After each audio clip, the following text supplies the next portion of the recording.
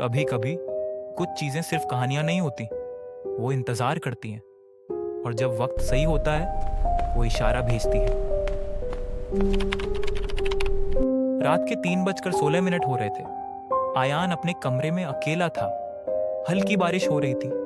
खिड़की के बाहर बिजली चमक रही थी। उसकी माँ 2 दिन के लिए गांव गई हुई थी। पूरा घर खाली था। तभी उसका फोन वाइब्रेट हुआ। अनजान नंबर से एक मैसेज आया। पीछे मुड़कर देखो। आयान हल्का सा हंसा। कोई बेवकूफी भरा मजाक होगा, लेकिन फिर भी उसने धीरे से अपनी गर्दन घुमाई। कमरा बिल्कुल खाली था, कोई नहीं। उसने फोन वापस देखा और फिर एक और नोटिफिकेशन आया। इस बार एक फोटो थी। वो फोटो उसी के कमरे की थी और फोटो में आयान कुर्सी पर बैठा हुआ था। उसका दिल एक पल के लिए रुक गया। ये फोटो किसने ली? वो तो अकेला था। उसके हाथ कांपने लगे। उसने फोटो झूम की और फिर उसकी सांसें अटक गईं। उसकी पीठ के पीछे दरवाजे के पास एक लंबी सी परछाई खड़ी थी। फोटो में वो साफ दिखाई दे रही थी, लेकिन असली कमरे में कुछ भी नहीं था। लाइट्स अचानक टिमटिमाने लगी। घड़ी ने 3:17 दिखाया। फोन फिर वाइब्रेट हुआ। अब मत मुड़ना। अयान वहीं जम गया। उसे महसूस हो रहा था जैसे कोई उसके बिल्कुल पीछे खड़ा हो। ठंडी सांस उसकी गर्दन को छूकर गुजर रही थी। उसकी आंखों में डर साफ दिख रहा था।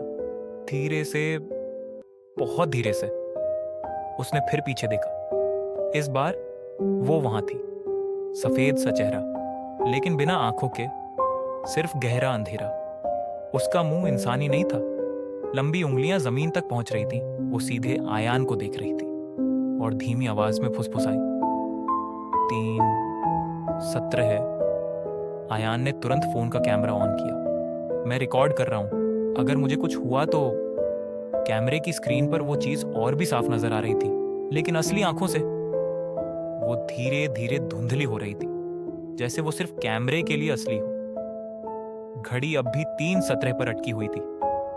कमरे में अचानक गहरी खामोशी छा गई। फोन आयान के हाथ से गिर गया। रिकॉर्डिंग चलती रही। वीडियो में दिख रहा था वो चीज धीरे धीरे आयान के पीछे आकर खड़ी हो गई।